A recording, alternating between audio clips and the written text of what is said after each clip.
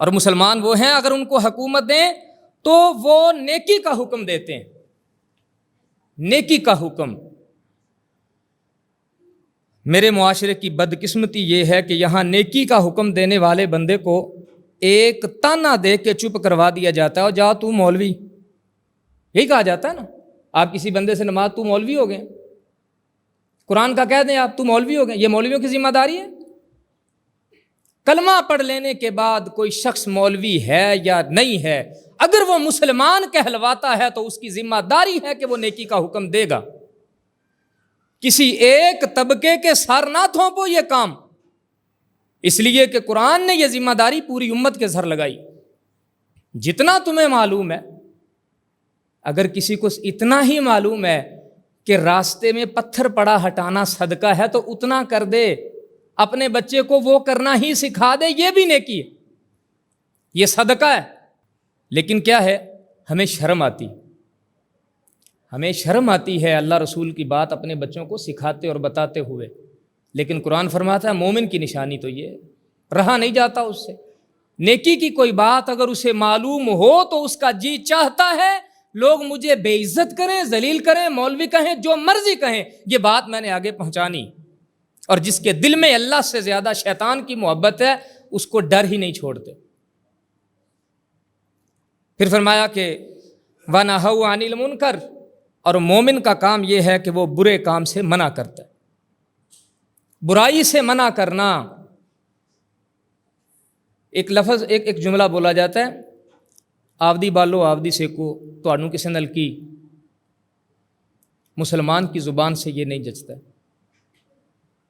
ایک مومن کی زبان پہ یہ کلمہ جاری نہیں ہونا چاہیے، ورنہ 1,24,000 پیغمبر اللہ نے نازل کیوں فرمائے، کیوں بھیجے گئے 1,24,000 پیغمبر؟ جڑا جتھے لگا لگا رہندا، جو غلط جگہ پہ لگا ہے اسے ہٹاؤ، اور جو اچھا کر رہا ہے اس کے بازو بن جاؤ۔ یہ ہے تبلیغ 1,24,000 نبیوں کی۔ تیری بات مانے 1,24,000 پیغمبروں کی بات مانے، کدھر جائیں ہم؟ آودی بالو آودی سیکو، یہ تو کافر کے منہ میں ہو سکتا تھا، مومن کے منہ کی تو یہ بات ہی نہیں۔ جڑا جتھے لگا لگا رہنے دے۔ ایک بندہ بے نمازی ہے اس کو بے نمازی رہنے دیں، ایک بندہ حرام خور ہے اس کو حرام کھانے دیں، اس کو ایک بندہ زانی ہے اس کو زنا کرنے دیں، ایک شراب پیتا ہے اس کو پینے دیں، چرس کا کاروبار کرتا ہے، بیچتا ہے، پیتا ہے، کھاتا ہے، کرنے دیں سب کچھ۔ یاد رکھو رسول اللہ صلی اللہ علیہ وآلہ وسلم کے ہر امتی پر یہ حدیث فٹ آتی ہے، اور آقا علیہ الصلوۃ والسلام نے اگر کسی ایک طبقے کو فرمانا ہوتا نا تو پہلی بات کافی تھی، حضور نے کیٹیگری بنا دی، اگر تم یہ نہیں کر سکتے تو یہ تو کر سکتے ہوگے، یہ نہیں تو یہ تو کر سکتے ہوگے، یہ نہیں تو آخر یہ تو کر ہی سکتے ہوگے۔